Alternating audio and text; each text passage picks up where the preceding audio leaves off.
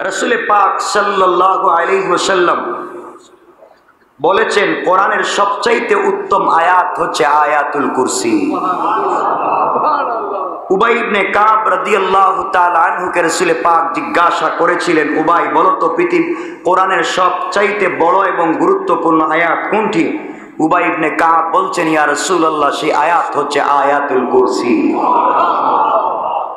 নাসাই শরীফের এক বর্ণনায় পাওয়া যায় রাসূল আকরাম সাল্লাল্লাহু আলাইহি ওয়াসাল্লাম ইরশাদ করেছেন, যে ব্যক্তি প্রত্যেক ফরজ নামাজের পরে আয়াতুল কুরসি পাঠ করবে তার জন্য জান্নাতে প্রবেশের পথে একমাত্র মৃত্যু ছাড়া আর কোনো অন্তরায় নাই। যেই ব্যক্তি আয়াতুল কুরসি তেলাওয়াত করবে জান্নাতে ওই ব্যক্তি যেতে হলে শুধু মৌতটাই বাকি। যে তেলাওয়াত করে আয়াতুল কুরসি ও মরবে চলে যাবে আল্লাহর জান্নাতে। সুবহানাল্লাহ পড়লেন না? এজন্য আয়াতুল কুরসি পড়বেন প্রত্যেক সালাতের পরে ইনশাআল্লাহ। মা বোনদেরকে পড়তে বলবেন। এরপরে রাসূল পাক সাল্লাল্লাহু আলাইহি ওয়াসাল্লাম বলছেন, আয়াতুল কুরসি যদি আপনি তেলাওয়াত করেন, পড়েন, আয়াতুল কুরসির ফজিলত হচ্ছে যদি কেউ জাদু টুনা করে, জাদু টুনা করে, কুফরি কালাম করে, তাবিজ কবজ করে, আর আপনি যদি প্রতিদিন আয়াতুল কুরসি তিলাওয়াত করেন তার জাদু টুনা ধ্বংস হয়ে যাবে। কথা বলছেন? আয়াতুল কুরসি। কেউ যদি কার বদনাম করে, গীবত শিকায়ত করে, সমালোচনা করে, আপনি আয়াতুল কুরসি পড়বেন, আল্লাহ তার জবানে রূপ দিয়ে দিবেন আর আল্লাহ আপনাকে তার জিম্মাদারিতে নিয়ে নেবেন। আল্লাহু আকবার। আয়াতুল কুরসি। আপনি যদি আয়াতুল কুরসি তেলাওয়াত করেন, আপনার দোকানে বসে যদি আপনি প্রতিদিন শাটার খুলে, গেট খুলে, দরজা খুলে আয়াতুল কুরসি পড়েন, আপনার দোকানে কোনোদিন চুরি ডাকাতি হবে না। আপনার বাড়িতে যদি চোর ডাকাত ঢুকে যাওয়ার সম্ভাবনা থাকে, আপনি শুধুমাত্র কেবলমাত্র আয়াতুল কুরসি তেলাওয়াত করবেন, আল্লাহ আপনার ঘরকে হেফাজত করার জন্য দুইজন ফেরেশতা আপনার ঘরের দরজায় দারোয়ান বানাইয়া রেখে দিবেন। কথা কি বুঝাইতে পারতেছি? এই জন্য আয়াতুল কুরসি বেশি বেশি পড়া যাবে তো ইনশাআল্লাহ। আর অনেক ফজিলত, গত তাফসীরে অনেক কিছু বলে ফেলেছি। সবথেকে বড় ফজিলত হচ্ছে আপনি যদি আয়াতুল কুরসি পড়েন, মৃত্যুর সময় আপনার কোনো আযাব কষ্ট হবে না। মৌতের সময় সকলেরই কম বেশ কষ্ট হয়, এই কথা আমি বলেছি। জিবরিল আমিন যখন আসলেন, আজরাইল আসলেন, রাসূল পাক জিজ্ঞাসা করলেন, বলো মৌতের যন্ত্রণা থেকে বাঁচবার কোন ঔষধ, অ্যান্টিবায়োটিক, ইনজেকশন আছে কি? জবাব দিলেন জিবরিল, হযরত আজরাইল, ইয়া রাসূলুল্লাহ, কেউ যদি আয়াতুল কুরসি তেলাওয়াত করে তাহলে একটা বেলুনের ভিতরে বাতাস ঢুকাইয়া তার মুখ থেকে রশ্মি খুলে দিলে আস্তে করে যেমন বাতাস বের হয়ে যায়, কষ্ট হয় না। আয়াতুল কুরসি তেলাওয়াত করলে ওই ব্যক্তির তার চাইতে আরো সহজে মওত। এজন্য আয়াতুল কুরসি পড়বেন সবাই, বলেন নিজে পড়বেন, পরিবারে পড়াবেন। ঘরের ভিতরে রিজিক নাই, সন্তান আপনার কথা শোনে না, বেআমল হয়ে গেছে, আপনি সন্তানকে আয়াতুল কুরসি শিক্ষা দেন, এই সন্তান আল্লাহর পরিচয় লাভ করবে।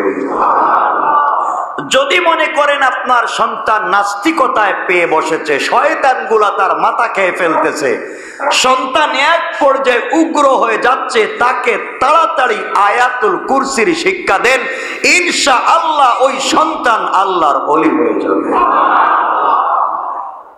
এটা হচ্ছে আয়াতুল কুরসির ফজিলত। আর অনেক আছে, অনেক ব্যাখ্যাগত তাফসীরে বলেছি। এই আয়াতুল কুরসির ভিতরে আল্লাহ 10টা শব্দ বলেছেন। কয়টা শব্দ? 10টা। একটা একটা করে আমি সংক্ষেপ করে বুঝাইয়া আলোচনা সংক্ষেপ করব ইনশাআল্লাহ। 1 নাম্বার শব্দ আল্লাহ বলছেন আল্লাহু লা ইলাহা ইল্লাহু। এই আল্লাহ শব্দটি অস্তিত্ববাচক। এর অর্থ হচ্ছে আল্লাহ হচ্ছেন সেই সত্তার নাম যা সকল পরাকাষ্ঠার অধিকারী। তিনি সব কিছু থেকে মুক্ত, পৃথিবীর সব কিছুর উপরে যার ক্ষমতা, তিনি হলেন একমাত্র আল্লাহ। আল্লাহ শব্দ এমন এক শব্দ, পৃথিবীতে সব থেকে বেশি পঠিত যেই শব্দ, সকলের কাছে পরিচিত শব্দ, যেই সব প্রত্যেকটা শব্দের পুরুষ লিঙ্গ আছে, স্ত্রীলিঙ্গ আছে, মায়ের বাবা আছে, ছেলের মেয়ে আছে, ভাই বোন আছে, আছে না? আল্লাহ যেমন দেবতার কি আছে, দেবী আছে, আছে না নাই? ভগবানের কি আছে, ভগবতী আছে। কিন্তু আল্লাহ এমন এক শব্দ, তার আর কিচ্ছু নাই। আল্লাহু আকবার বলেন। আল্লাহ বলছেন আমার জাতের সঙ্গে মিলাইয়া আমার নাম আমি আল্লাহ। তোমরা যাই চাও, আমার শব্দের কোন বিশ্লেষণ, আমার শব্দ দিয়া পুরুষ মহিলা কিছুই বানাতে পারবে না। সুবহানাল্লাহ বললেন না? আরে সেই আল্লাহ তো আমার আল্লাহ, আপনার আল্লাহ। আমি যদি আল্লাহর ভালোবাসার কথা আপনাদেরকে বলি, কার ভালোবাসা? আল্লাহ আপনাকে কতটুকুন ভালোবাসেন তা আপনি তো চিৎকার মেরে হার্ট অ্যাটাক করবেন, কিন্তু বাহির হওয়ার পরে তো আর মনে থাকবে না।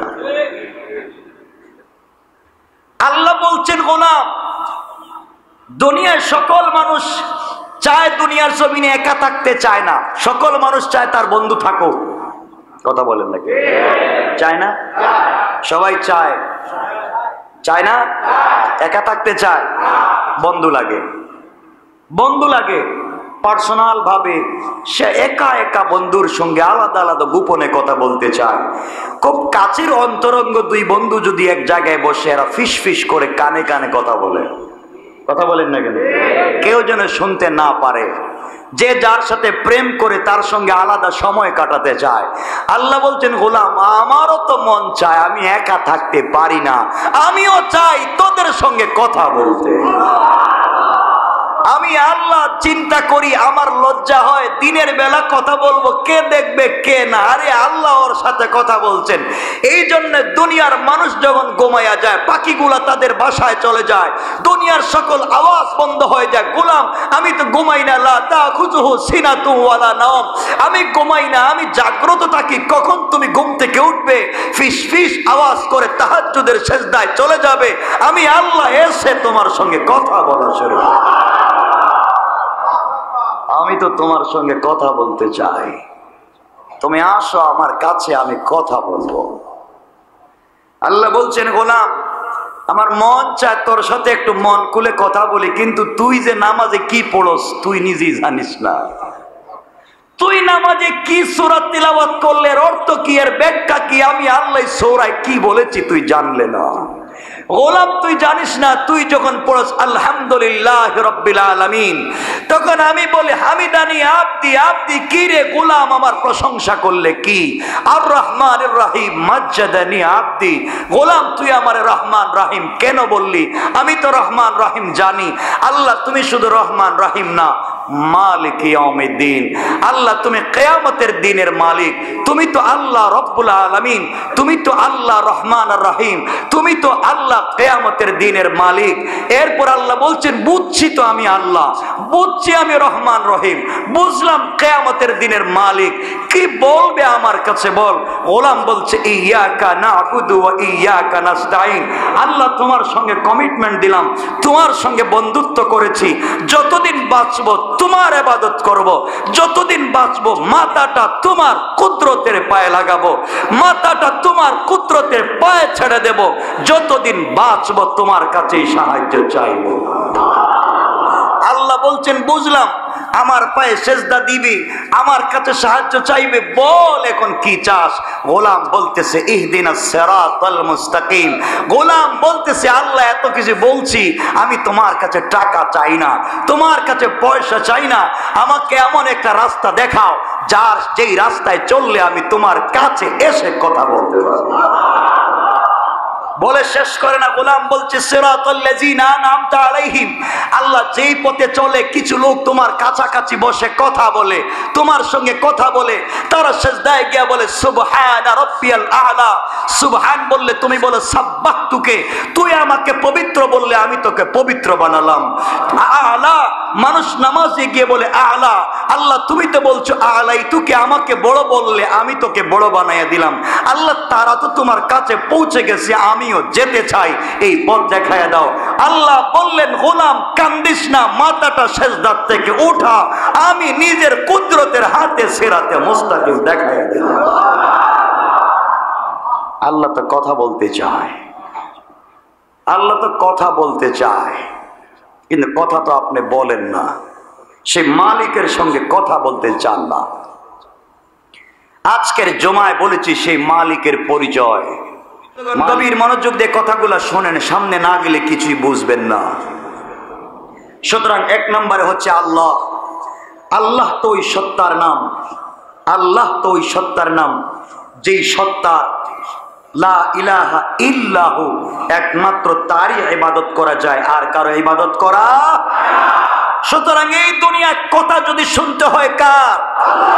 আমরা কোনো ক্ষমতাবান কারো কথা শুনতে চাই না, সবার কথাকে পায়ের নিচে ফেলে দিতে পারি, আল্লাহর কথা মানবার জন্য জীবন দিয়েও দিতে পারি, পারি না?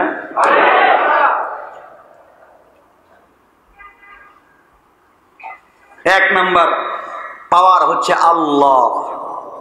দুই নম্বর বাক্য হচ্ছে আল হাইয়ুল কাইয়্যুম। হাই শব্দের অর্থ জীবিত। আল্লাহর নামের সাথে এই নামটি ব্যবহার করেন আল্লাহ কেন? আল্লাহ হচ্ছেন সর্বদা জীবিত, সর্বদা বিদ্যমান, মৃত্যু তাকে কখনো স্পর্শ করতে পারবে না। আল্লাহ কাইয়্যুম এমন একটা অর্থে ব্যবহৃত হয় যিনি অল টাইম বিদ্যমান। মনে রাখবেন আপনি বাথরুমে, আল্লাহ আপনাকে দেখতেছেন। মনে রাখবেন আপনি গোপনে কারো সঙ্গে দেখা করতে গিয়েছেন, কেউ জানে না, আল্লাহ বিদ্যমান কাইয়্যুম। মনে রাখবেন গভীর রাত্রে কারো দরজা ভেঙে আপনি ডাকাতি করতে চাচ্ছেন, পৃথিবীর পুলিশ দেখে নাই, সেনাবাহিনী দেখে নাই, গার্ড দেখে নাই, আল্লাহ বলছেন কাইয়্যুম, আমি দেখতেছি, আমি বিদ্যমান, এই জায়গায় আমি হাজির। আল্লাহ বলছেন মিন হাবলিল ওয়ারিদ, তোর এই গলার কণ্ঠ শিরার চাইতে আমি আল্লাহ আরো কাছে। আল্লাহ বলছেন গোলাম রে, তোর ভিতরে কি চিন্তা করলে, গলার ভিতরে কোন আওয়াজটা আটকায়া দিলে বের করলেন না, তা কেন আমি বিদ্যমান, আমি জানি। আল্লাহ বলছেন তিনি কাইয়্যুম। এরপরে এই শব্দের ব্যাখ্যায়, এজন্য কাউকে যদি শুধু কাইয়্যুম কেউ ডাকে, চরম গুনাহগার হবে। তাকে ডাকতে হবে আব্দুল কাইয়্যুম। কে ডাকতে হবে? কারো কারো মতে এই হাইয়ুন কাইয়্যুম এটা ইসমে আজম। আজকে বলে দিলাম, ব্যাখ্যাটা হচ্ছে আলীর রওয়ায়াত। হযরত আলী রাদিয়াল্লাহু তাআলা আনহু বলেন, আমি বদরের যুদ্ধে একবার চেয়েছিলাম যে আজকে আমাদের কাছে 3টা তরবারি, তাদের কাছে 1000-1100 তরবারি, আমরা কেমনে যুদ্ধ করব? দেখি তো নবীজি কি করতেছেন, দেখে আসি। 3টা মাত্র তরবারি, 1-2টা মাত্র গুড়া, এদের বিরুদ্ধে কেমনে যুদ্ধ করে আমরা পারবো, দেখি তো রসুল কি করতেছেন। হযরত আলী বলেন, আমি গেলাম রসুলের রুমে, গিয়ে দেখলাম নবীজি সিজদায় পড়ে বলতেছেন ইয়া হাইয়্যু ইয়া কাইয়্যুম। নবীজি শুধু বলতেছেন ইয়া হাইয়্যু ইয়া কাইয়্যুম, আর আমার মনে হচ্ছে আল্লাহ ঠাস ঠাস করে কথা বলতেছে। এজন্য আলী বলছেন, আমার মন বলছে ইসমে আজম বলতে হাইয়ুন কাইয়্যুম। এই জন্য আপনাদেরকে আমরাও বলি, বিপদে পড়লে শুধু বলবেন ইয়া হাইয়্যু ইয়া কাইয়্যুম, ইয়া হাইয়্যু ইয়া কাইয়্যুম। এর চাইতে উত্তম শব্দ আর নাই। ও চিরঞ্জীব, ও চিরঞ্জীব, আপনি তো মরেন না, ও কাইয়্যুম, আপনি তো বিদ্যমান, দেখতেছেন আমি কত কষ্টে আছি, দেখতেছেন আমি মজলুম, আপনি আমাকে বাঁচান। আল্লাহ বলছেন কেউ যদি হাইয়ুন কাইয়্যুম বলে ডাক, একবার মাত্র দে, কথা শেষ করতে পারবে না, আমি আল্লাহ হাজির হয়ে যাব। এই জন্য এই বাক্যটা 2 নম্বর। কয় নম্বর বলছি? 3 নম্বর বাক্য হচ্ছে লা তাখুযুহু সিনাতুন ওয়ালা নাওম। নাওম তো নিদ্রা, আল্লাহ তাআলা তন্দ্রা নিদ্রার থেকে সম্পূর্ণ মুক্ত। এখানে দুটা কথা, আল্লাহ বলছেন তিনি চিরঞ্জীব, সব জায়গায় বিদ্যমান, হাইয়ুন। তাহলে যিনি কোনোদিন ঘুমান না, যিনি কোনোদিন সব জায়গায় বিদ্যমান থাকেন, সব কিছু দেখেন, কখন হাইয়ুন সব সময় জিন্দা, কাইয়ুম সব জায়গায় বিদ্যমান, তার তো কিছু শরীরের মধ্যে কখনো কখনো অলসতা আসতে পারে না? অলসতা আসলে ঘুম আসে না মানুষের? একটু সময় শরীরের মধ্যে ক্লান্তি আসলে, যিনি সব সময় কাজ করেন তো ক্লান্তি আসতে পারে। আল্লাহর ক্লান্তি আসলে আল্লাহ ঘুমান না? এই কথার জবাব দিচ্ছেন লা তাখুযুহু সিনাতুন ওয়ালা নাওম, আমি সব সময় বিদ্যমান, সব সময় জিন্দা, এরপরেও ঘুমাই না। এখানে অনেক লম্বা ব্যাখ্যা দিলে তো আজকে সময় শেষ হয়ে যাবে, লম্বা করা যাবে না। আল্লাহ ঘুমান না কেন? আল্লাহ ঘুমান না কেন? আমাদেরকে ঘুম পাড়াই, আল্লাহ ঘুমান না কেন? আল্লাহ বলছেন গোলাম তুই ঘুমা, ঘুমানোর সময় শুধুমাত্র আমি আল্লাহকে স্মরণ করে আয়াতুল কুরসি তেলাওয়াত করে ঘুমায়া যা। তোর পায়ের কাছে 2 জন ফেরেশতা, তোর মাথার কাছে 2 জন ফেরেশতা আমি আল্লাহ দাঁড় করায়া দেই। তোর নাক খোলা, তোর মুখটা খোলা, কানটা খোলা, তুই তো ঘুমে শরীরের 9টা 10টা ছিদ্র তোর খোলা, তুই তো ঘুমে যে কোনো পোকামাকড় ঢুকে যেতে পারে, তোকে দংশন করতে পারে। আমি আল্লাহ ফেরেশতা রাইখা দিছি, গোলাম নিশ্চিন্তে ঘুমা, ফেরেশতা তোকে পাহারাদারি করবে। এই জন্য আমি আল্লাহ ঘুমাই না, তোকে ঘুম পাড়ায় রাখছে, ঘুমা। আল্লাহ বলছেন গোলাম তোকে ফেরেশতা দিলাম, 2 জন গার্ড দিলাম, ঘুম পাড়াইয়া দিলাম, কিন্তু বলছে গোলাম রে একা একা সবাই ঘুমাইতেছ, আমার ভাল লাগে না। এই জন্য বলছে গোলাম গভীর রাত্রে একটা বার ওঠ, সাল্লু ফিল লাইলি ওয়ান নাসু নিয়াম, দুনিয়ার মানুষ ঘুমিয়ে গিয়েছে, সাল্লু উঠো, ঠান্ডা পানি দিয়ে ওযু করো। যখন তোমার পানি দিয়ে হাতটা ধুবে, ফেরেশতাদেরকে আমি বলবো ফেরেশতারা ওই গোলাম হাত ধোয় কেন? আল্লাহ জানি না কেন হাত ধুচ্ছে। ঠান্ডার মধ্যে যখন মাথাটা ধুইবে, মুখটা ধুইবে, ফেরেশতাদেরকে জিজ্ঞাসা করবো কেন ধয়? আল্লাহ জানি না। দোয়ার পরে যখন তুই এসে নামাজে দাঁড়িয়ে বলবে আলহামদুলিল্লাহি রাব্বিল আলামিন, তখন আমার কাছে আমার আরশে আজিমের চাইতে তোর একটা সেজদার দাম আরো বেশি হয়ে যায়। কেন সে আল্লাহকে চিনলেন না? কেন সে আল্লাহকে চিনলেন না? আল্লাহ বলছেন গোলাম আমি ঘুমাই না, দেখতে চাই গভীর রাত্রে সেজদায় গিয়ে তুই কি বলিস, তুই কি বলতেছিস আমি শুনতে চাই। তোকে নাকি কে মারছে, তোকে নাকি কে গালি দিয়েছে, মনে বড় ব্যথা, টাকা পয়সা নাই, অসুস্থ হয় বিছানায় পড়ে আছিস, ছেলে মেয়ে দেখে না, আয় আমার কাছে আয়। আমি আল্লাহ কথা দিলাম সবাই তোকে ফেলে দিতে পারে, কারণ কেউ জানে না তোকে কেমনে সৃষ্টি করা হয়েছে, কেউ জানে না তোকে কেমনে পৃথিবীতে আনা হয়েছে, এই জন্য তোর কদর তাদের কাছে নাই। আমি আল্লাহ বড় মেহনত করে কষ্ট করে ফেরেশতার পরে ফেরেশতা দিয়া বাবার পিঠ থেকে মায়ের গর্ভে, মায়ের গর্ভ থেকে দুনিয়ায় এনে তোর জবানে কথা বলা জারি করেছে গোলাম। তোকে রক্ত মাংস গোশত হাড্ডি দিয়া জবান দিয়ে কথা বলার শক্তি দিয়েছি। আমি জানি আমার কত মেহনত তোর পিছনে।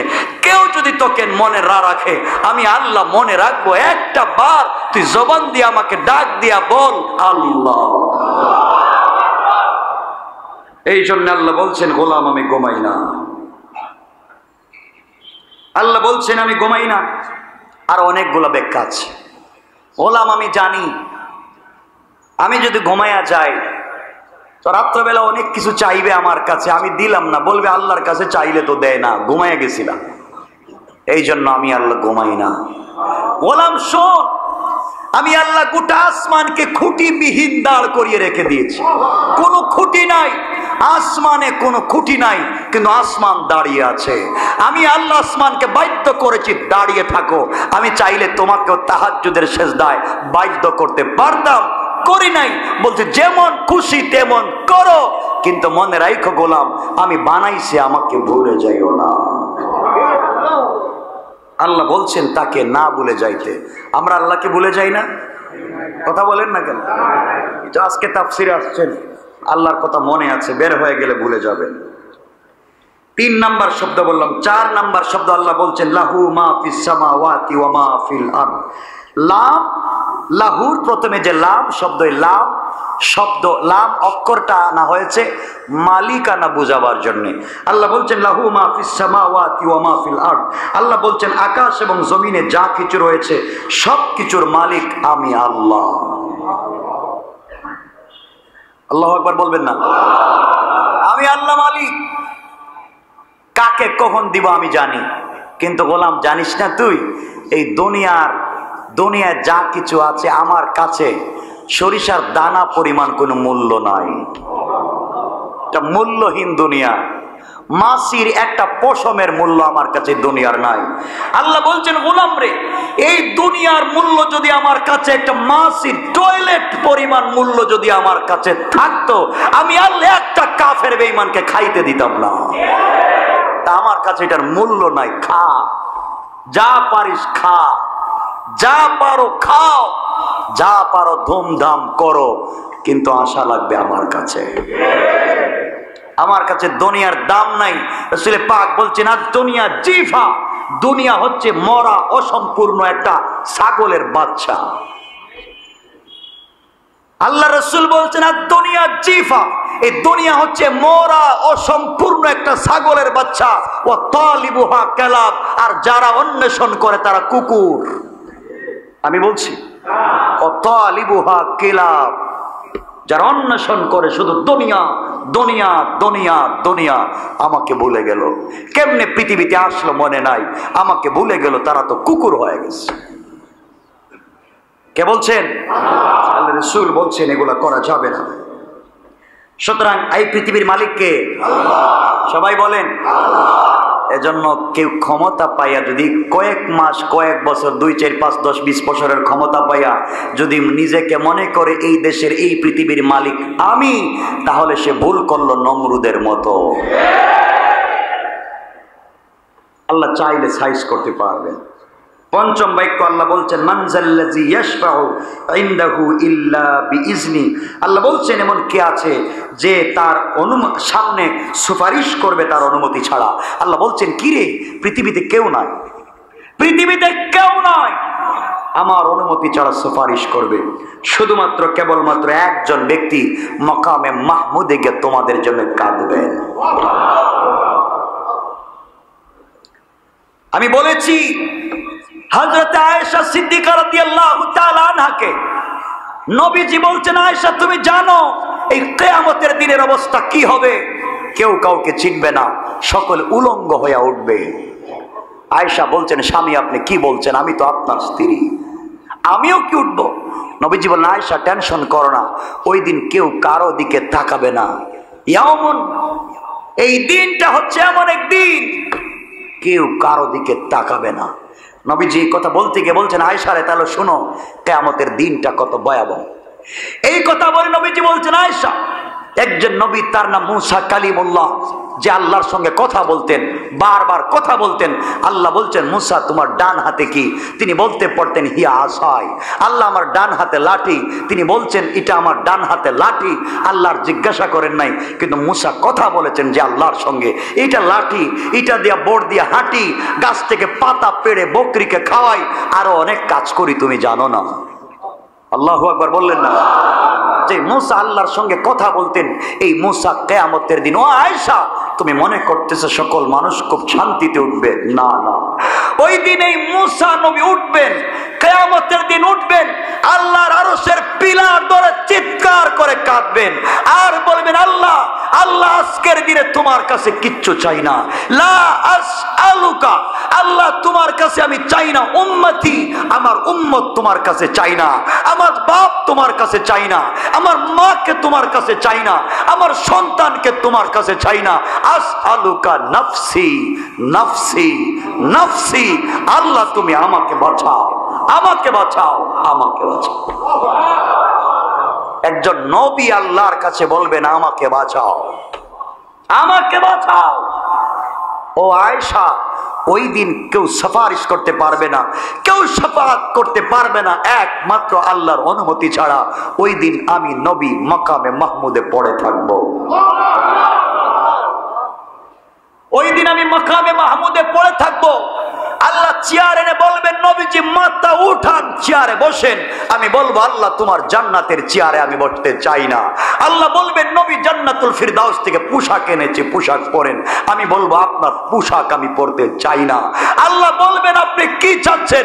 আমি একটা কথাই আল্লাহকে বলবো, আল্লাহ আমি যদি জান্নাতের পোশাক পরি, আমি যদি চেয়ারে বসে থাকি, তাহলে মিজানে পুলসিরাতে আমার উম্মতের কি হালত হয়ে যাবে, আমার উম্মতের কি অবস্থা হবে। এই জন্য তো আল্লাহ বলছেন এই দিন কেউ সুপারিশ করবেন না। আরে ভাই, আমার কথা আপনার কাছে খারাপ লাগতে পারে, দিল থেকে কথাগুলো বলছি, আল্লাহর ওয়াস্তে বলছি। দুনিয়ায় যারা আপনাদেরকে বলতেছে কিয়ামতের দিন সুপারিশ করে জান্নাতে নিবে, সবগুলা ধোঁকা ধোঁকা ধোঁকা, সবগুলা ধোঁকা। ও নিজেই যাইতে পারবে না। আল্লাহ কোরআনে বলতেছেন, আমি বলছি না, আল্লাহ বলছেন, মানজাল্লাযী ইয়াশফাউ ইনদাহু ইল্লা বিইজনি। আল্লাহ অনুমতি না দিলে কোনো বাবার ক্ষমতা নাই শাফাআত করার। কেমনে ভুলের ভিতরে আপনি আছেন? এই ভুল আপনাকে কে শিক্ষা দিয়েছে? না আপনার বাবা, যেই মা আপনাকে 10 মাস 10 দিন পেটে রেখেছে। এই মা কিয়ামতের দিন বলবে, আমার সন্তানের চেহারা এমন ছিল না।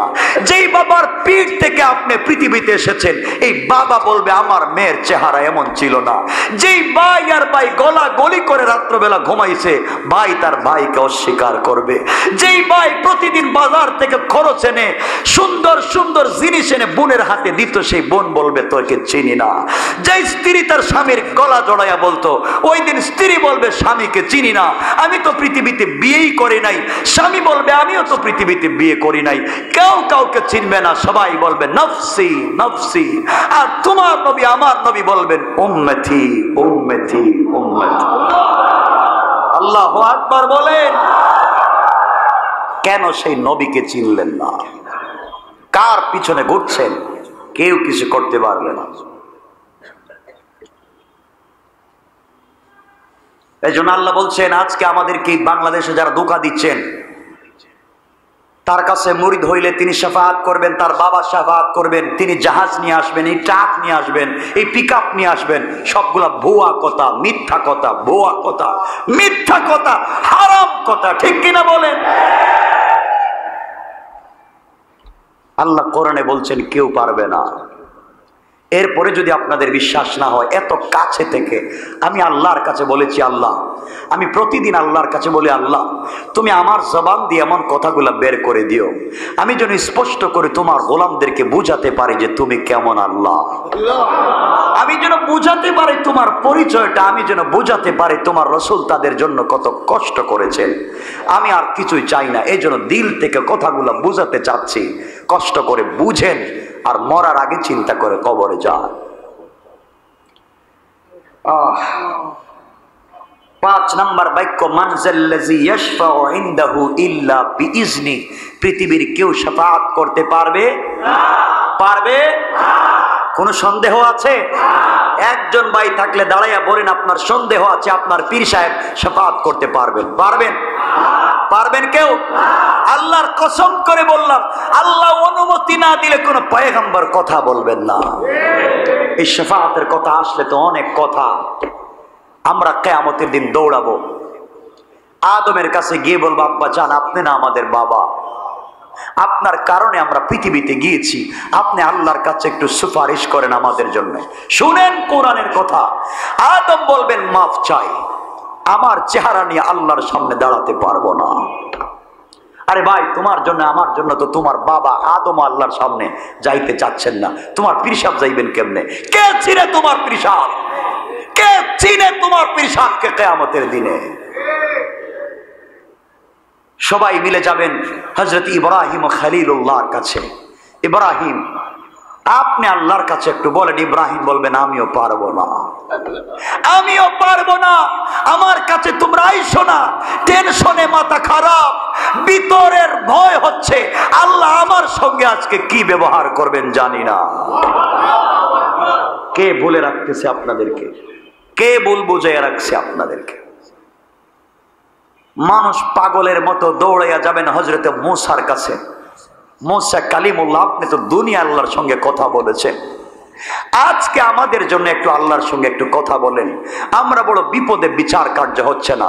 মূসা বলবেন মাফ চাই, মাফ চাই। আমি যদি আল্লাহর কাছে যাই তোমাদের ব্যাপারে কথা বলতে, আর আল্লাহ যদি বলেন মূসা তোমার জিন্দেগির হিসাব দাও, আমি মূসা বিপদে পড়ে যাব, তোমরা আমার কাছে আইসো না। মানুষ কিয়ামতের মাঠে পরিশান, আমিও থাকবো পরিশান, তোমার পীর সাহেবও থাকবেন পরিশান। আমি যেমন থাকবো পরিশান, তোমার পীর সাহেব থাকবেন পরিশান। তোমার পীর সাহেব আলাদা কোনো জায়গায় থাকতে পারবেন না। কেন বুঝো না? আমিও চাইলে নারিন্দা খানকে একটা খুলতে পারতাম, আর না হলে ঢাকা শহরে 2-5 লাখ মুরিদ পাইতাম। কথা বলেন না কেন? বহুত ভালো করতে পারতাম, গোটা বাংলাদেশ সফর করি, যে ডিস্ট্রিক্টে যাইতাম একটা খানকা করে আসতে পারতাম। এমন মানুষ মহব্বত করে কলিজা বের করে দিতে চায়, মানুষ আছে এই দুনিয়ায়, কিন্তু আমি জানি এটা ধোঁকা, ধোঁকা। মৃত্যুর পরে আমিও জানি না আমার কি হবে, পাবলিকরে আমি কি করব, আমি জানি না আমার কি হবে, আমি পাবলিকের বুঝা লইয়া যাই মুখ। কথা কি বুঝাইতে পারতেছি আজকে? শোনেন কথাগুলা, দিল দিয়ে শোনেন। সবাই যাবে ঈসার কাছে, ঈসা রুহুল্লাহ, আপনি একটু কথা বলেন। ঈসা বলবেন তোমরা আমার কাছে আইসো না রে, আমার দুনিয়া আমি আসার পরে এই খ্রিস্টান আর ইহুদিরা আমাকে আল্লাহর ছেলে বানাইছে, কোন বিপদে আছি, তোমরা আমার ধারে কাছে আইসো না। সবাই যখন পেরেশান, লক্ষাধিক নবী, 1,24,000 অথবা 2,24,000, একজন নবী তোমার আমার জন্য সুপারিশ করবেন না। কোন বিবেকে তুমি বলছো তোমার পীর সাহেব করবেন? কোন বিবেকে বলো তোমার পীর সাহেব করবেন? কেন কথাগুলো বুঝো না? আমি কাউকে কষ্ট দেই না, আমাকে যা পারেন গালি দেন, আমার বিরুদ্ধে ঝাড়ু মিছিল আর জুতার মিছিল করেন, আমারে কাফের গালি দেন, কিন্তু দিল থেকে কথাগুলো বলে যাচ্ছি আপনাদেরকে, মনে রাখবেন, মরে গেলেও মনে রাখবেন। কেউ যখন পারবেন না, সকল নবীরা বলবে রব্বি নফসি নফসি। ওই সময় ঈসা বলবেন কিরে, এই কিয়ামতের মাঠে দৌড়াইয়া কোনো লাভ নাই। আমাদেরকে ঈসা বলবেন কিয়ামতের মাঠে দৌড়াইয়া লাভ নাই, একটু সামনের দিকে যাও, মাকামে মাহমুদে গিয়া দেখো আখেরি নবী সিজদায় পড়ে উম্মতি উম্মতি বলতেছেন। সেই নবীর কাছে গিয়ে বলো আজকের দিনের সুপারিশ, আজকের দিনের শাফাত একমাত্র বিশ্ব নবী ছাড়া কেউ করতে পারবে না। আল্লাহু আকবার বলেন। কেন সেই রাসূলকে চিনলেন না? শাফাআতে কুবরা একমাত্র সেই রাসূলের হাতে থাকবে, পৃথিবীর কেউ কিচ্ছু করতে পারবেন না। সবগুলা ধোঁকা, সবগুলা ধোঁকা। আমি চাই, বাহিরে কি হচ্ছে জানি না, আমার মসজিদের ভিতরে যারা বসে আছেন পুরা কষ্ট হতে জানতেছি, গরমের মধ্যে অনেক চাপাচাপি, জায়গা নাই। আমি বলতেছি শোনেন, আমি বলতেছি কমপক্ষে আমার এই কথাটা আপনারা দিল দিয়ে শোনেন। কেউ নাই, কেউকে পাইবেন না কিয়ামতের দিনে। সুতরাং আল্লাহ বলছেন মানজাল্লাযী ইয়াশফাউ ইনদাহু ইল্লা বিইজনি, আমার অনুমতি ছাড়া কেউ কথা বলতে পারবেন না। ওই দিন মাকামে মাহমুদে থাকবেন একমাত্র বিশ্বনবী, তিনি ছাড়া আর কেউ কথা বলতে পারবেন না। এমন সময় আমার নবী মাকামে মাহমুদে সিজদায় পড়ে যাবেন, আল্লাহর কাছে চিৎকার করে কাঁদতে থাকবেন। আল্লাহ বলবেন বন্ধুরে তুমি মাথা উঠাও, তোমাকে দুনিয়ায় অনেক কাঁদাইছি, তায়েফের মাঠে 3 বার রক্তাক্ত করেছি, উহুদের মাঠে শরীর থেকে রক্ত ঝরেছে, মাথায় কোড়া ঢুকেছে, দান দান শহীদ করেছো, মা হারাইছো, বাবা হারাইছো, জীবনে বাবাকে দেখো নাই, চাচা চাচি চাচাকে হারাইলা, দাদাকে হারাইলা, খাদিজাকে হারাইয়া বড় কষ্ট পেয়েছিলা, কত না কষ্ট করেছো, মানুষ তোমাকে মারছে, পিঠের মধ্যে বসন্তের দাগ হয়ে গিয়েছিল, শুধুমাত্র বসন্তের দাগ না, পাথর দিয়ে যে পাবলিক পিটাইছিল। নবীরে আজকের দিনে মাকামে মাহমুদে পড়ে কান্না করার দরকার নাই, কি চাও তুমি বলো, একটা বার মাথা উঠাও, আমি কথা দিলাম কারো কথা যদি না শুনি তোমার কথার মাধ্যমে বিচার শুরু করে দেব। সে রাসূলকে চিনলেন না, সেই রসুলকে চিনলেন না।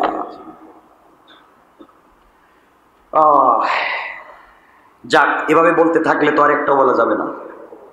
এটা হলো 5 নাম্বার বললাম, শাফাআতের একমাত্র মালিক থাকবেন বিশ্বনবী, আর কেউ করতে পারবেন আমাদের। আমি যা বলতেছি কোরআন থেকে বলতেছি, বাংলা কোনো বই থেকে। আপনাদেরকে বাইরে গেলেই তো পেশা উল্টা বুঝাইব। আমি চাই কমপক্ষে আপনারা যেন ভুল না বুঝেন, কমপক্ষে আপনারা যেন ভুল না বুঝেন। ভাই, আমারে আপনারা মানার দরকার নাই। বড় কোন হুজুরে মানেন, বড় কোন একজন জাননেওয়ালা আলিমরে জিজ্ঞাসা করে আপনারা ভালো পথে চললেন। এরপরেও আমার দায়িত্ব ছিল আপনাদের কাছে পৌঁছে দেওয়া। আমি বাল্লিগু আন্নী ওয়ালাউ আয়া, একটা আয়াত হলে পৌঁছায়া দাও, যতটুকু আমার জানা আমি পৌঁছে দিচ্ছি, আমি পৌঁছে দিচ্ছি।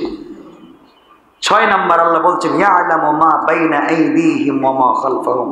আল্লাহ তাআলা বলছেন সামনে পিছনে যা আছে যেমন তিনি জানেন, দৃশ্য অদৃশ্য যা আছে সবকিছু তিনি জানেন।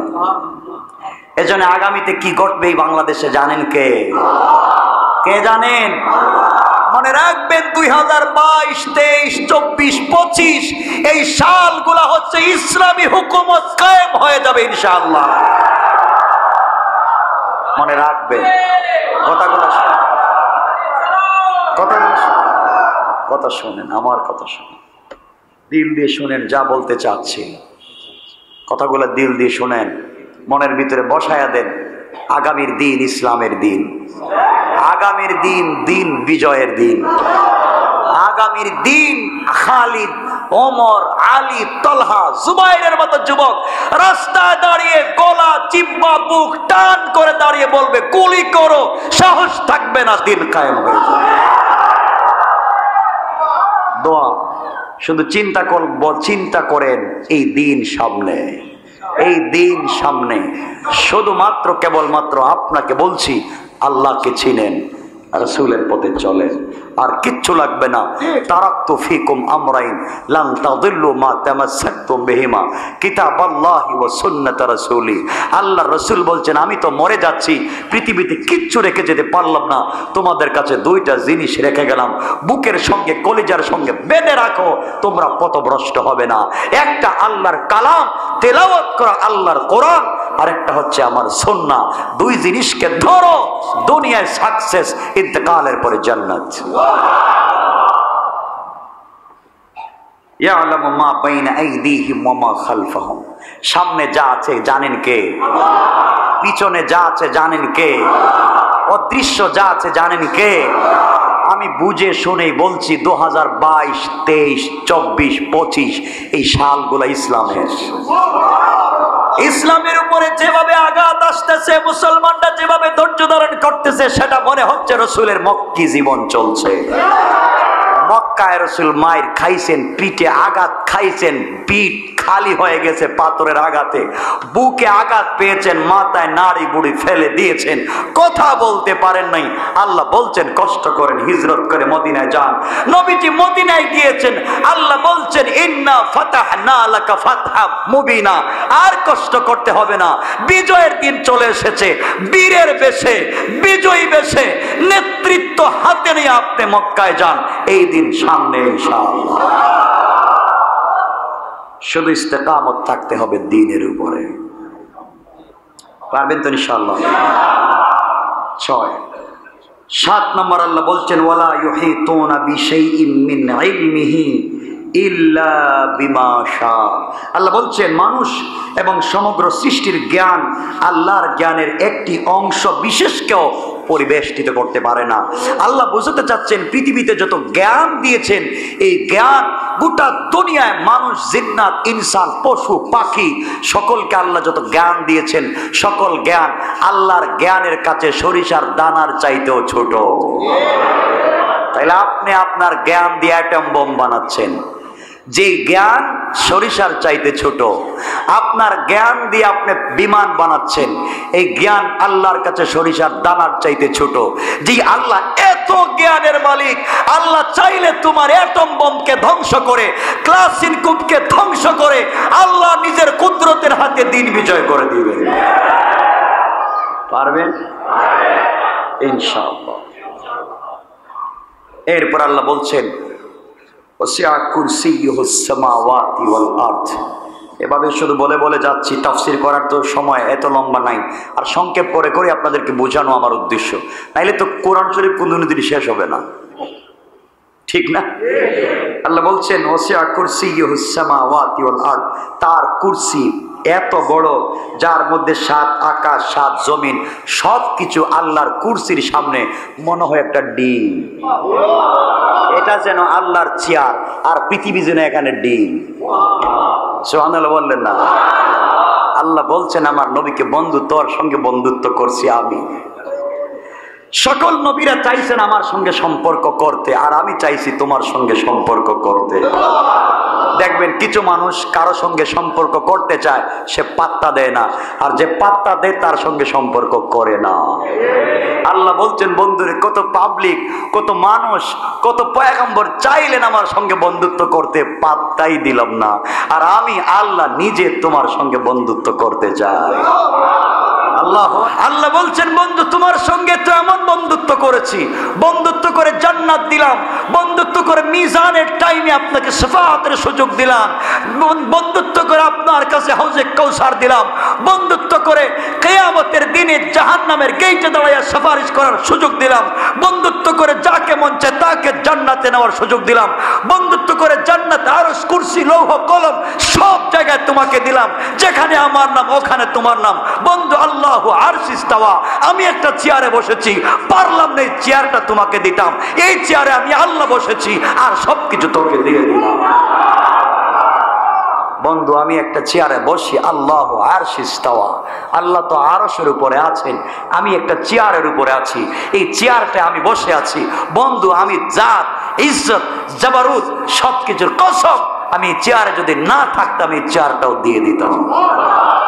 এই চেয়ারটা আমার, কারণ আমি গোটা দুনিয়া সৃষ্টি করেছি, আমি সৃষ্টি করেছি বিদায় চেয়ারটা আমার, এই জন্য বসে আছি, আর যা কিছু আছে সব তোমাকে দিলাম। সেই নবীকে চিনলেন না, সেই নবীকে চিনলেন না। আমিও কথা বলা চেঞ্জ করে দিয়েছি, শুধুমাত্র দিলের ভিতরেই ভয়। নবীজি মানুষের কাছে মাওয়াইজে হাসানা বলে বলেই মানুষকে দ্বীনের পথে নিয়ে এসেছেন। আমিও চাই আপনারা আসেন, আমরা একসাথে জান্নাতে যাই, চাই না? আমরা একসাথে কিয়ামতের দিনে ওই দিন দেখা হয়ে যাবে, আপনি বলবেন ভাই আপনি না তাফসিরে ছিলেন, ও বলবে ভাই আপনারা ছিলেন, আসেন আসেন আমরা একসাথে যাই। সুবহানাল্লাহ বলবেন? আমরা একসাথে যেতে চাই, চাই না? আমরা সবাই বলেন চাই না? একটু হাত উঠে বলেন চাই না, আওয়াজ করে বলেন লিল্লাহি তাকবীর, নারে তাকবীর। আল্লাহ কবুল করুক।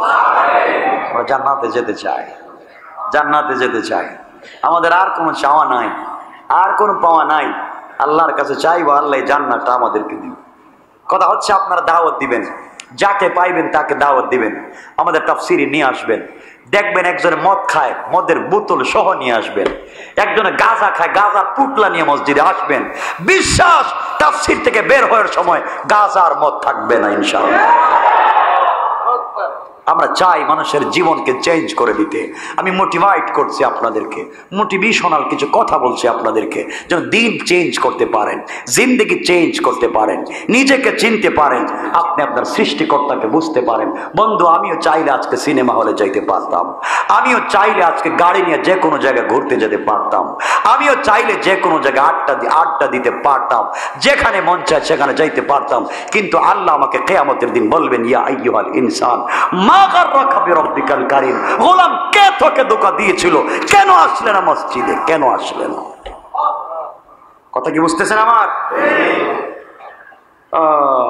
অনেক কথাই তো বলে ফেললাম। সুতরাং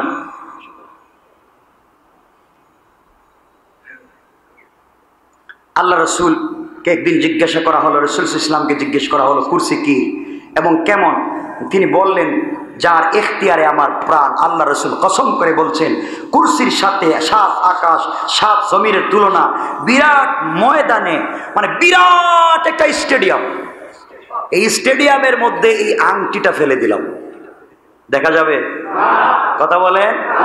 আল্লাহ রসুল বলছেন বিরাট স্টেডিয়াম হচ্ছে আল্লাহর চেয়ার, আর গোটা আসমান জমিন হচ্ছে এই আংটি।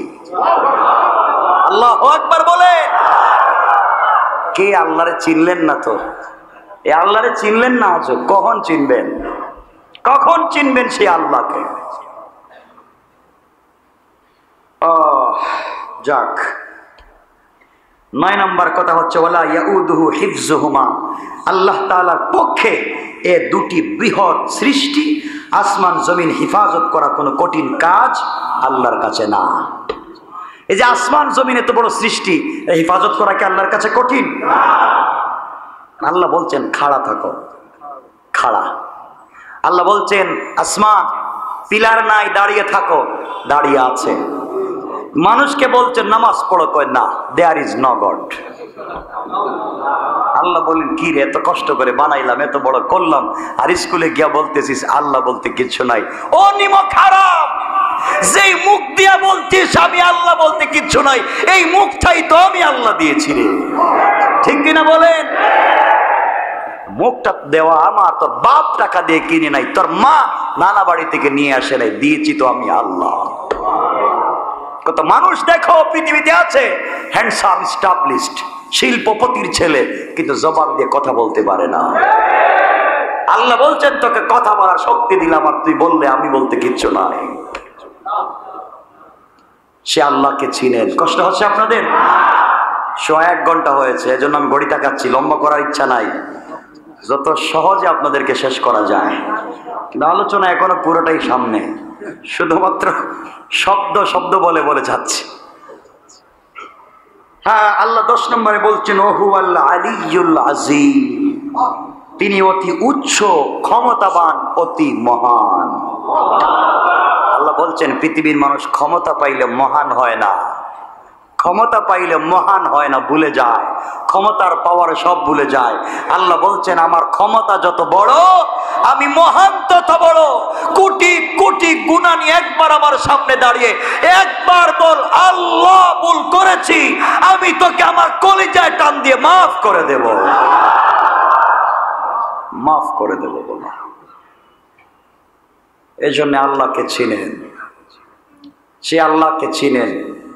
আল্লাহ বলছেন ওহু আল্লাহ আলিয়ুল আযীম, আল্লাহর শান শৌকতের সমান এই পৃথিবীতে কিছু আছে? এতক্ষণ পর্যন্ত শুধুমাত্র আয়াতুল কুরসির 10টা শব্দের মোটামুটি একটা বুঝ আপনাদেরকে দিলাম। এই 10টা শব্দে আল্লাহর অস্তিত্ব ফুটে উঠেছে। আল্লাহ কেমন, আল্লাহ কত শক্তির মালিক, আল্লাহ কাকে ক্ষমতা দিবেন, কাকে দিবেন না, আল্লাহ কি, বুঝতে পারছেন তো? কিছু মোটামুটি তো বুঝতে পারছেন। এরপরে যদি না বুঝেন বলেন আপনারা কেমনে বুঝালে বুঝবেন, আমাকে বলেন, আমি সেভাবে বলবো। আমাকে বলেন কেমনে বুঝালে আপনাদেরকে বোঝাতে পারবো, আমাকে বলেন। আমি দেখতেছি কিছু মানুষ চাচ্ছে বাংলাদেশকে আফগানিস্তান বানাইয়া ফেলতে। আমি দেখতে পাচ্ছি কিছু মানুষ চাচ্ছে বাংলাদেশকে সিরিয়া বানাইয়া ফেলতে। আমি দেখতেছি কিছু মানুষ চাচ্ছে বাংলাদেশকে আমেরিকার মতন নির্লজ্জ বেহায়া একটা দেশ বানাইয়া ফেলতে। মনে রাখবেন, আপনারা যদি সেই আল্লাহর শিক্ষা নিয়ে রাসূলের চরিত্রটা নেমে যান, কেউ কিচ্ছু করতে পারবে না ইনশাআল্লাহ। বিশ্বাস দিলে রাখেন, এই বোঝ দিলে রাখেন, এই তামান্না দিলের ভিতরে রাখেন। কথাগুলা কি মনে থাকবে ইনশাআল্লাহ? এতক্ষণ যা বলেছি আর লম্বা করলে তো অনেক লম্বা হয়ে যাবে। আপনাদের কি কষ্ট দিব আরো? দেন, কষ্ট দেব না। আমার বন্ধুগণ, কেউ দুনিয়ার জমিনে ছেলে চায় কিন্তু আল্লাহ চান না। কেউ শুধু ছেলে চায়, আল্লাহ দিচ্ছেন শুধু মেয়ে। কেউ মেয়ে চায়, আল্লাহ দিচ্ছেন শুধু ছেলে। কেউ ছেলেও চায়, মেয়েও চায়, আল্লাহ কোনোটাই দেয় না। আল্লাহ বলছেন গোলাম, তোর চাওয়ার সাথে আমার চাওয়ার মিল নাই, আমি যা চাইবো তুই তাই চা। আল্লাহু আকবার বললেন না? গোলাম তুই কেন চাইবে, চাচ্ছি তো আমি, তুই আমার মতো করে চা। আল্লাহু আকবার বললেন না? আমার মতো করে চা, আমি তোকে দেব। অনেক কথাই তো বললাম। আমার বন্ধুগণ, আল্লাহর কাছে চাইবেন, দিল খুলে চাইবেন। শুধু আল্লাহ ছাড়া আমাদের কেউ নাই, মন খুলে আল্লাহর কাছে চান। আল্লাহ বলছেন গোলাম তুই কি চাইবে? তুই কি চাইবে? টাকা চাইবে? কি চাইবে? পয়সা চাইবে? কি চাইবে? 2-4টা বাড়ি চাইবে, এর চাইতে তো বেশি কিছু না। আমি আল্লাহ তো এত মহান রে, আমার কাছে এই পৃথিবী না আসমান জমিন যা আছে সব তো একটা আংটির পাথরের মতো। তুই চা, আমি আল্লাহ যদি 2 হাত দিয়া দিতে থাকি, পৃথিবীর কেউ তোকে আটকায় রাখতে পারবে না। চান না কেন সে আল্লাহর কাছে? চান না কেন আল্লাহর কাছে? এই জন্য আসল আল্লাহর কাছে আমরা তো চাইবো ইনশাআল্লাহ। সবাই বললেন না? আওয়াজ করে বলেন ইনশাআল্লাহ। কিন্তু মনে রাখবেন, এই আল্লাহর সঙ্গে বেয়াদবি করবেন না, এই আল্লাহর সঙ্গে বেয়াদবি করবেন না, আল্লাহর সঙ্গে বেয়াদবি করবেন না। আজকেই বলেছি, তুমি কিচ্ছু ছিল না। ও মুসলমান শুনো রে ভাই, কয়েক মিনিট কি বলতেছি শোনো, কয়েক মিনিটে আজকের জুমার মূল কথাগুলো বুঝাইয়া দিচ্ছি, এরপর আলোচনায় চলে আসব। ভাই তুমি কিচ্ছু ছিল না, তুমি ছিলা তোমার বাবার পিঠে নাপাক 1 ফোঁটা পানি। তুমি ছিলা তোমার বাবার পিঠে নাপাক 1 ফোঁটা পানি। তোমার মাও জানতো না কার সঙ্গে তার বিয়ে হবে, তোমার বাবাও জানতো না সে কোন ধরনের মেয়েকে বিয়ে করবে। কেউ কিচ্ছু জানতো না, কেউ জানতো না। আল্লাহ বলছেন, গোলাম তোকে আমি তোর বাবার পিঠ থেকে একটা মেয়ের সঙ্গে বিয়ে করাইয়া আমি আল্লাহ এই নাপাক পানিকে মায়ের রেহেমের ভিতরে দিয়েছি। গোলাম তুই কেমনে আমাকে ভুলে গেলি? এই নাপাক পানি দেওয়ার পরে ফেরেশতা নিযুক্ত করে দিয়েছিলাম, এই বিদকুটে এই দুর্গন্ধযুক্ত পানি। ফেরেশতা বলছে, আল্লাহ আমি কি ফালাইয়া দিব? আমি বলছি, ফেরেশতা ফালাইস না, এই পানিটাকে রক্ত বানাইয়া দে। আল্লাহু আকবার বললেন না? চিন্তা করেন, আপনি ছিলেন একবার মায়ের পেটের ভিতরে, রেহেমের ভিতরে রক্ত। আল্লাহ বলছেন তুমি আসো। আরো 2 জন ফেরেশতা পাঠাইলেন। এই 2 জন ফেরেশতা এসে মায়ের রক্তকে বানালেন রক্তপিণ্ড, শক্ত করলেন। ফেরেশতা 2 জন বলেন, আল্লাহ এটা কি মায়ের প্রস্রাবের সঙ্গে বের করে দিব? আল্লাহ বলছেন, না রে, আমি ওকে দুনিয়ায় আমার গোলাম বানাতে চাই। ও পৃথিবীতে গিয়ে আমার পায়ে সেজদা দিবে, তুই ফালাইয়া দিস না। আর আজকে আপনারা এই বাচ্চাকে নষ্ট করেন। আচ্ছা অ্যাবর্শন করে মায়েরা বাচ্চাকে নষ্ট করে দেয়। টেটা চিনেন আপনারা? টেটা আপনারা কি বলেন রে? টেটা চিনেন না? ঝাঁটা বলেন। মাছ ধরে যে টেটা, এই টেটা যদি 10টা শলা থাকে, 10টা শলা একটা মাছের ভিতরে ঢুকে, বলেন তো মাছটা কেমন হলো? যখন অ্যাবর্শন করা হয় তখন আপনার বাচ্চার বুকে কলিজায় টেটার মতো ঔষধ বিঁধে যায়। আপনার বাচ্চাটা রক্তাক্ত হয়ে যায়, টুকরা টুকরা হয়ে মায়ের প্রস্রাবের রাস্তা দিয়ে বের হয়ে চলে যায়। কিয়ামতের দিন এই বাচ্চা বলবে, বিআইয়ি যামবিন কুতিলাত, কোন অপরাধে মা তুই আমাকে মারলি? কোন অপরাধে আমাকে মারলি বল? আমি তো কোনো অপরাধ করি নাই, তুই আর আমার বাবা মেলামেশা করেছো, আমি তো অপরাধ করি নাই, কেন আমাকে পেটের ভিতর থেকে বের করে দিলি? বলবে, আমাকে কেন পৃথিবীর আলো বাতাস দেখাতে দিলি না? তুই যেমন পৃথিবীর আলো বাতাস দেখেছিলে রে মা, বাবা তুমি যেমন পৃথিবীটা দেখেছিলে, আমারও মন চাইছিল আমিও পৃথিবীটা দেখবো, কিন্তু মায়ের পেটের ভিতরেই আমাকে মাইরা ফেলবে। কি জবাব দিবেন? কি জবাব দিবেন বলে?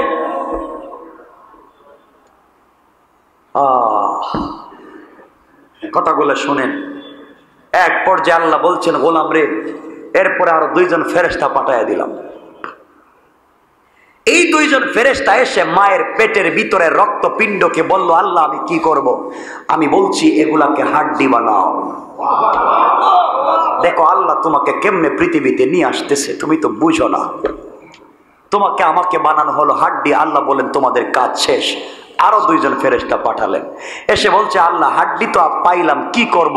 হাড্ডি কোথায় লাগাবো? সব হাড্ডি তো এক জায়গায়, হাত পা চোখ কান মুখ সব হাড্ডিগুলো এক জায়গায়, এত মোটাও না, এতটুকুন হাড্ডি। আল্লাহ বলছেন, ফেরেশতা এই হাড্ডিকে তুমি একটা মানুষের রূপ দাও। ফেরেশতা বলছে, আল্লাহ রূপ ছেলের দিব না মেয়ের দিব? আল্লাহ বলতেছেন, ওকে মেয়ের রূপ দেওয়ার, তুমি দোয়া করতেছো আল্লাহ ছেলে দেও। কেমনে হলো? আল্লাহ চায় মেয়ে, তুমি চাও ছেলে। আল্লাহ বলছেন, ফেরেশতাকে মেয়ের মতো বানাও অথবা ছেলের মতো বানাও। এটা কঙ্কাল তৈরি করা হলো। ফেরেশতা বাতিল, চলে গেলেন। আরো 2 জন ফেরেশতা আসলেন, আল্লাহ ওকে তো কঙ্কাল দেখতেছি, আমি কি করব? বানাও ওকে, তোমরা এখন কিছু গোশত দাও। গোশত দেওয়া হয়েছে। আল্লাহ ওকে কি বুবা দিব, এক চোখ কানা দিব, আল্লাহ এক হাত ল্যাংড়া দিব, এক পা বিকলাঙ্গ দিব? না না, ওই গোলাম মসজিদে গিয়ে আমাকে সেজদা দিবে, ওই গোলাম জবান দিয়ে আমার কোরআন তেলাওয়াত করবে, ওই গোলাম চোখ দিয়ে আমার কোরআন দেখবে, ওই গোলাম চোখ দিয়ে তো আমি আল্লাহর দুনিয়া দেখবে সুন্দর করে বানা। আল্লাহু আকবার বলেন না। আল্লাহ কেমনে ভুলে যান সেই মনিবকে? বলেন কেমনে ভুলে যান সেই মনিবকে?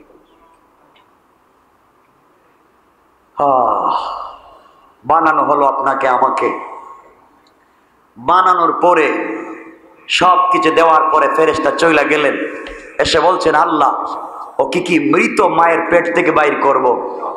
আপনি বলেন ওর ভিতরে তো রূহ নাই। আল্লাহ বলছেন তোদের কাজ শেষ, রূহটা আমি স্বয়ং আল্লাহ দেব, আমি দিচ্ছি, আমার গোলামের রূহ দিচ্ছি, জিন্দা হচ্ছে মায়ের পেটে। ও ভাই কেমনে ভুলে যাও?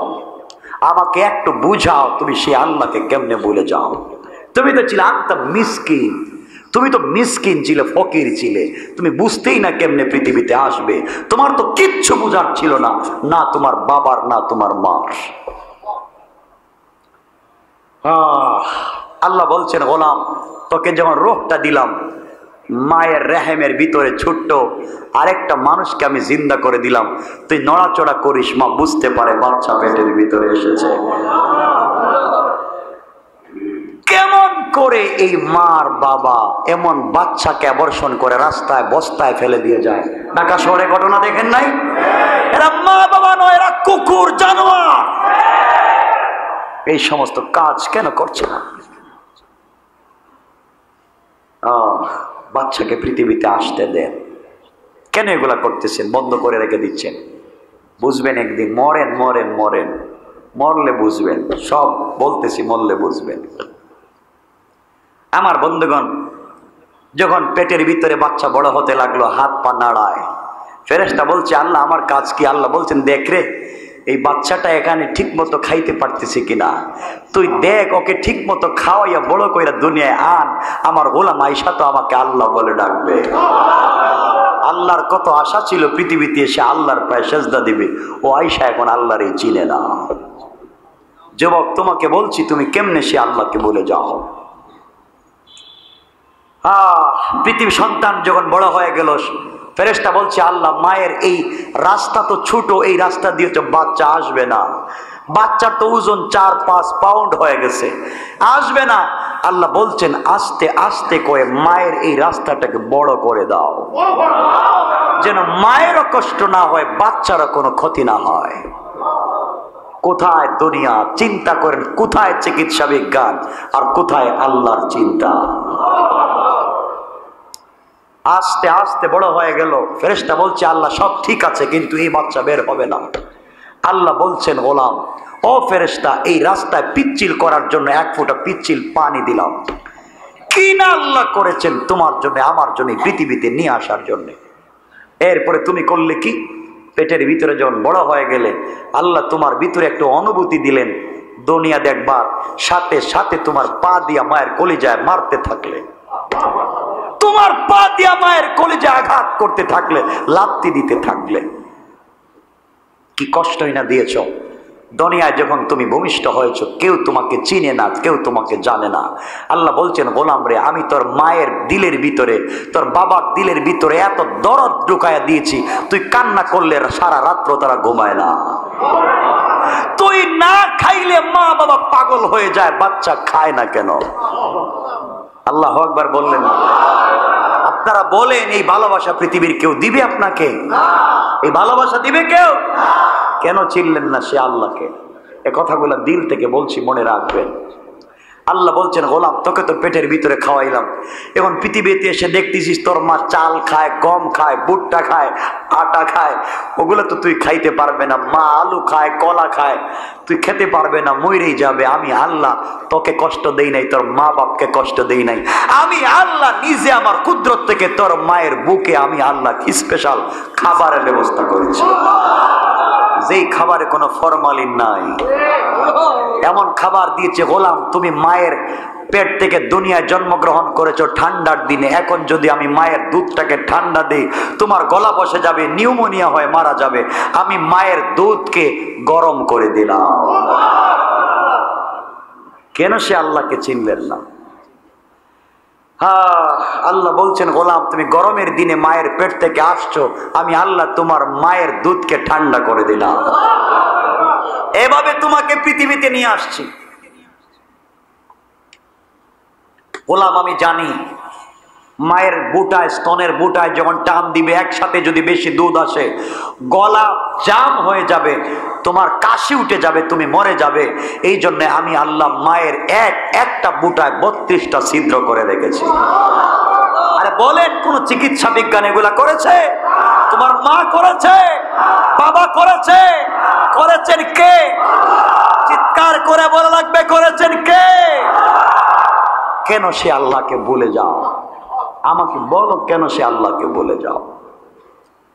আমার বন্ধুগণ, এরপরে বড় হতে লাগলে আল্লাহ বলছেন, গোলাম তুমি যখন হাঁটা শুরু করছো, হাঁটো, ভাঙ্গা ভাঙ্গা গলায় কথা বলো। মা তোমাকে বলছে আমাকে আম্মু বলে ডাকো, বাবা বলছে আমাকে আব্বু বলে ডাকো, দাদা বলছে আমাকে দাদা ডাকো, দাদু ডাকো।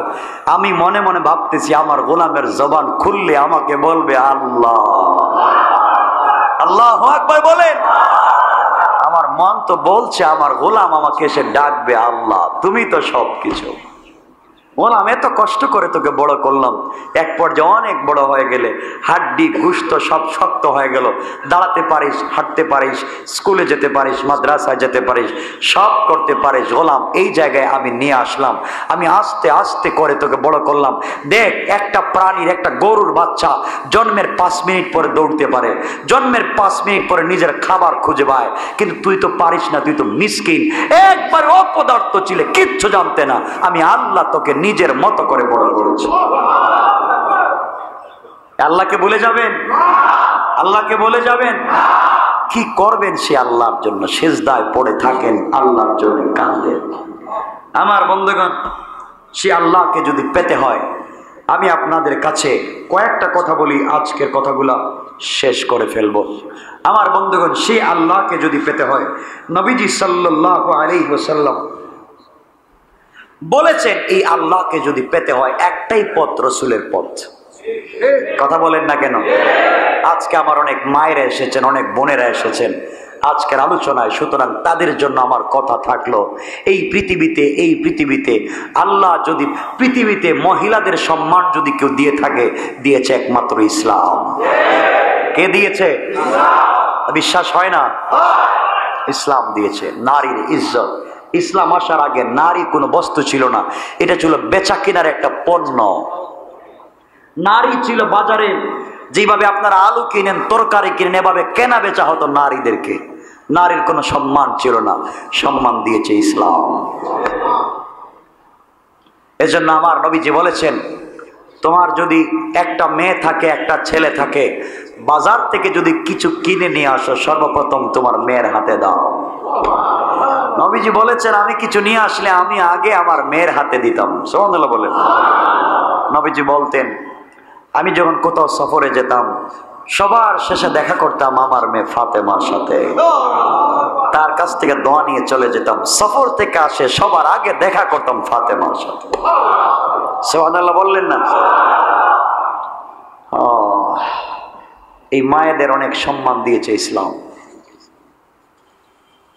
অনেক সম্মান দিয়েছে ইসলাম। এজন্য মায়েদেরকে, বোনদেরকে ছোট করে দেখবেন না।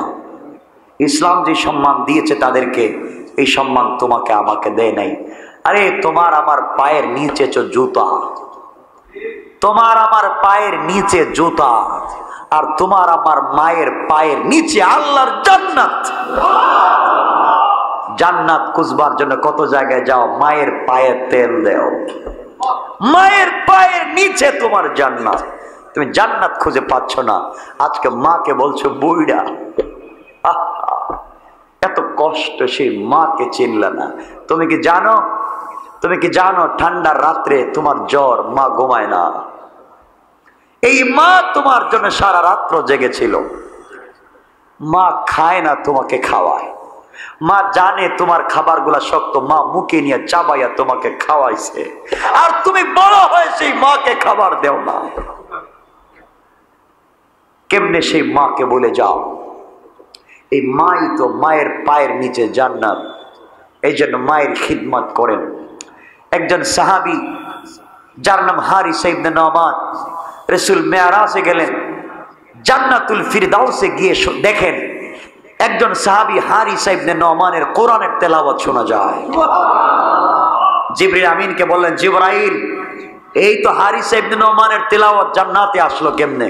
জিবরাইল বলছেন, ইয়া রাসূলুল্লাহ, হারিসা তার মায়ের খিদমত করেছে। মা তাহাজ্জুদের সিজদায় আল্লাহর কাছে ডাক দিয়া বলেছেন, আল্লাহ,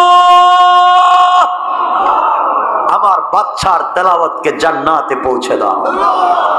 আল্লাহ তার মায়ের দোয়াকে কবুল করে হারিসা দুনিয়ায় জিন্দা, তেলাওয়াতকে জান্নাতে পৌঁছে দিয়েছেন। এই মাকে চিনো, মায়ের জাতকে সম্মান করো, ইজ্জত করো।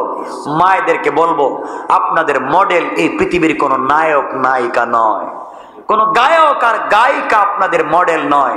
আপনাদের মডেল 1 নম্বর খাদিজা। সংক্ষেপ করে বলবো, ইসলাম আসার আগে, ইসলাম যখন শুরু করেছিল, পৃথিবীতে এসেছিল, ওই সময় মায়েদের ইজ্জত এই পৃথিবীতে ছিল না। আমি লম্বা করতে চাই না, এরপরে লম্বা হয়েই যাচ্ছে। এরপরে আমার কাছে আরো 5-6টা প্রশ্ন জমা হয়েছে, কয়েকজন মায়ের প্রশ্ন। এগুলোর উত্তর দিতে গেলেই তো আজকে অনেক সময় চলে যাবে। কষ্ট হচ্ছে না? কষ্ট হয় না কেন আপনাদের? একদিনও কষ্ট হয় না? বুঝলাম না।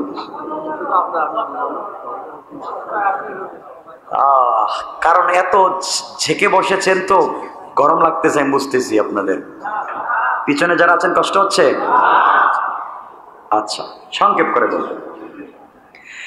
আমার মুসলমান বন্ধুগণ, গভীর মনোযোগ। এই দুনিয়ার জমিনে ইসলাম আসার আগে মহিলাদের সম্মান পৃথিবীতে ছিল না। নারীর কোনো সম্মান এই পৃথিবীতে ছিল না। নারীদেরকে মনে করা হতো বেচা কেনার পণ্য। মেয়েরা পৃথিবীতে আগমন করলে, ভূমিষ্ঠ হলে তাদেরকে জ্যান্ত কবর দেওয়া হতো, অথবা জবাই করে নদীতে ফেলে দেওয়া হতো। বাবা কোনোদিন তার মেয়ে হয়েছে এই পরিচয়টুকু দিতে পারতো না। এমন সমাজে আমার আল্লাহ এই পৃথিবীতে প্রেরণ করলে না খায় নামদার, তাজদার মদিনা, সরকারে দু আলম, বিশ্ব নবী জনাবে মুহাম্মদুর রাসূলুল্লাহ সাল্লাল্লাহু আলাইহি ওয়াসাল্লামকে পৃথিবীতে প্রেরণ করলেন। একদিন আমার নবী বসে আছেন, এমন সময় বনু তামিম গোত্রের সরদার কায়েস বিন আসেম বিশ্ব নবীর সামনে এসে বললেন, ইয়া রাসূলুল্লাহ, আপনার কাছে আমি এসেছি আপনার চেহারা দেখে, আপনার আদর্শ দেখে আমি মুসলমান হতে চাই। আপনি আমাকে পড়াইয়া দেন লা ইলাহা ইল্লাল্লাহু মুহাম্মাদুর রাসূলুল্লাহ। আমার নবী কালেমা পড়াইয়া দিলেন, আর বললেন, আসিম, কায়েস বিন আসিম, শোনো, তোমার জিন্দেগির সবগুলা গুনাহ আল্লাহ মাফ করে দিলেন। কালেমা পড়েছো, জিন্দেগির কোনো গুনাহ নাই, তুমি ফেরেশতার মতো হয়ে গেছো।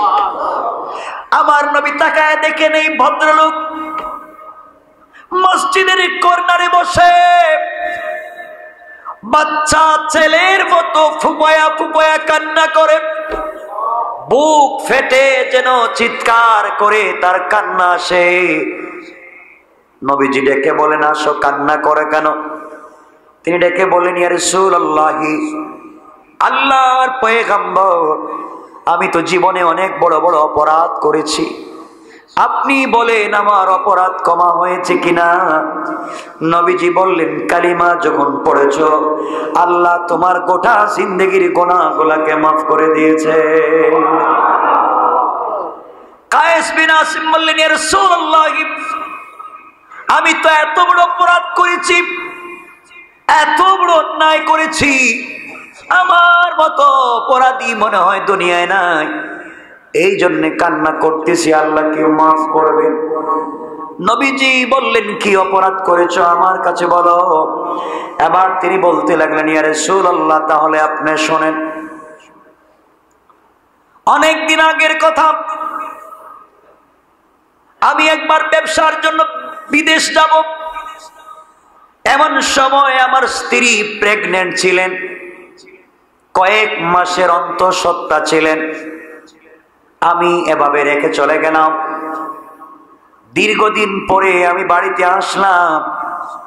আসার পরে স্ত্রীকে জিজ্ঞেস করলাম, তোমার কোনো সন্তান হয়েছিল কিনা? স্ত্রী বলেছে, স্বামীরে একটা মৃত সন্তান হয়েছে, আমি ফেলে দিয়েছি। ঘটনা এখানেই শেষ, ইয়া রাসূলুল্লাহ, এখানেই শেষ হয়ে গেল। স্ত্রী বলেছে, সন্তান মৃত, ফেলে দিয়েছে, আমি আর কিছু জিজ্ঞাসা করতে চাই না। এভাবে ৩-৪ বছর চলে গেল, প্রায় ৫ বছর চলে গেল। হঠাৎ করে একদিন আমি বাড়িতে এসে দেখি, আমার বাড়িতে সুন্দর একটা চাঁদের মতো চেহারা একটা মেয়ের, এত সুন্দর ফুটফুটে চেহারার মেয়ে, ৫-৬ বছরের মেয়ে। আমি যেন জীবনে এত সুন্দরী মেয়ে দেখি নাই। আল্লাহর পয়গম্বর ঘরে এসে আমি আমার স্ত্রীকে জিজ্ঞেস করলাম, স্ত্রী রে, এই মেয়েটা কার, কোথা থেকে এসেছে? আমি তো বনু তমিম গোত্রের নেতা, লিডার, সর্দার।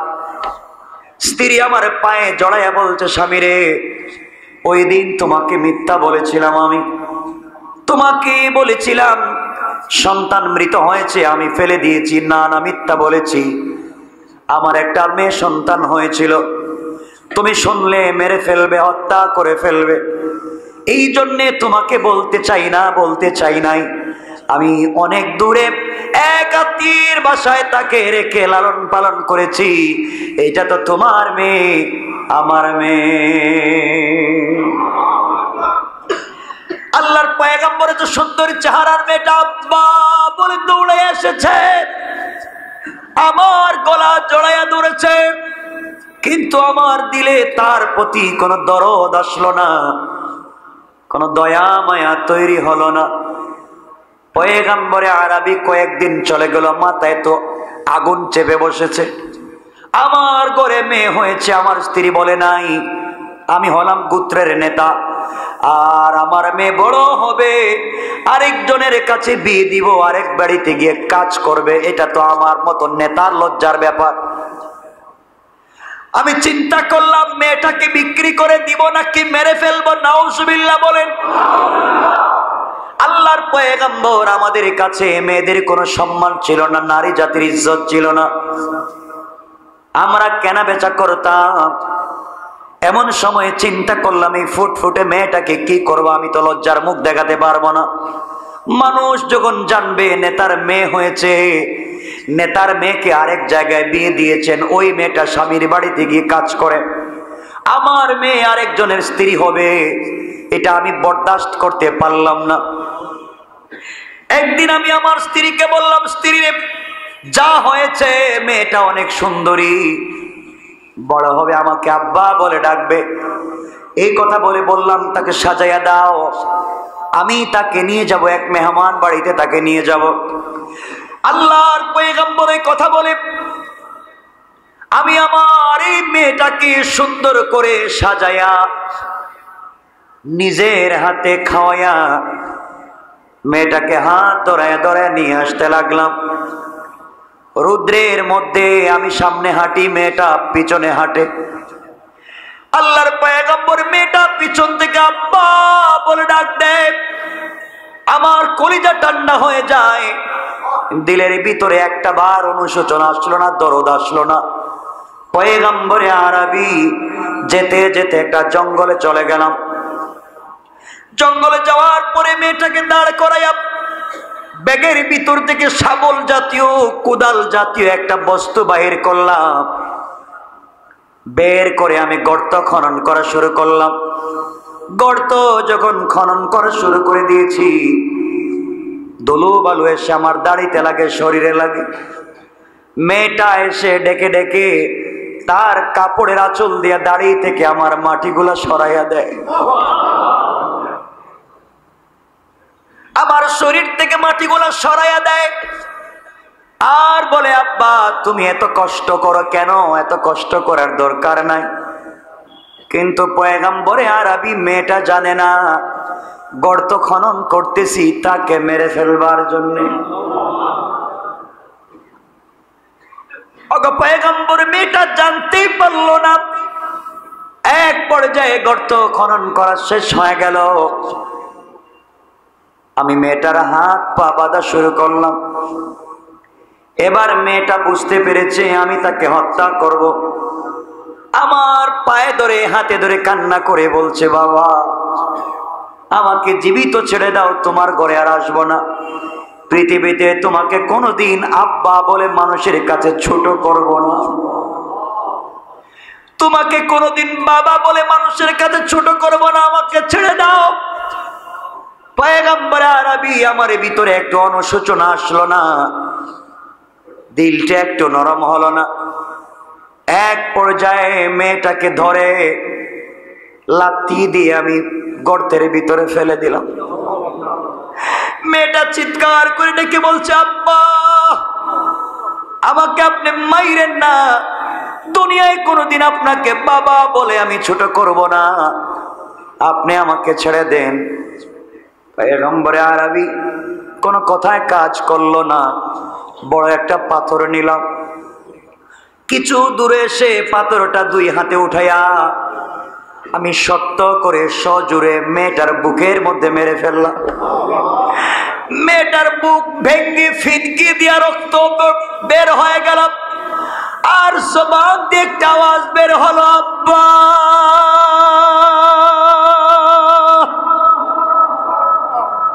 এরপরে আমার পাষাণ হৃদয়ে গলল না।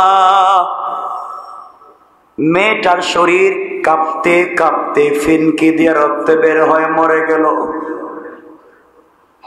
পয়গম্বর আমি আমার মেয়েকে এইভাবে তাকে হত্যা করেছি। আজকে দীর্ঘদিন হয়েছে, যখনই আমি ঘুমাই মনে হয় মেয়েটা আমাকে আব্বা বলে ডাকে, কিন্তু মেয়ে জাতির সম্মান ছিল না বিদায় আমি কাজ করেছি। এই কথাগুলো শুনে বিশ্বনবীর চোখ থেকে পানি পড়ে, দাড়ি ভিজে, শরীর ভিজে যায়। আমার নবীজি বলেন, আহারে মানুষ কি এমন ছিল, নিজের মেয়েকে হত্যা করেছে, বুকে কি ব্যথা লাগে নাই? এত পাষাণ হৃদয়ের মানুষ হয় কেমনে? আল্লাহর পয়গম্বর বললেন নারীদের এই অবস্থা ছিল, এই অবস্থা থেকে উঠাইয়া নারীদেরকে রানীর সিংহাসনে বসিয়ে দিয়েছে ইসলাম। আল্লাহু আকবার বলেন। নারীদেরকে গর্তের ভিতর থেকে উঠাইয়া সম্মান দিয়েছে কে? ইসলাম। সম্মান দিয়েছে কে? আজকে যারা নারীবাদীরা এই সমাজে আন্দোলন করে ইসলাম তাদেরকে ঠকিয়েছে, ইসলাম তাদেরকে ঠকায় নাই। যারা তাদেরকে আন্দোলন করে জানোয়ার জানোয়ার জানোয়ার। ইসলাম নারীদেরকে ঠকায় নাই। আমার বন্ধুগণ, সুতরাং মায়েদের অনেক সম্মান। মা একটা মেয়ের সব থেকে বড় উপহার আর হাদিয়া।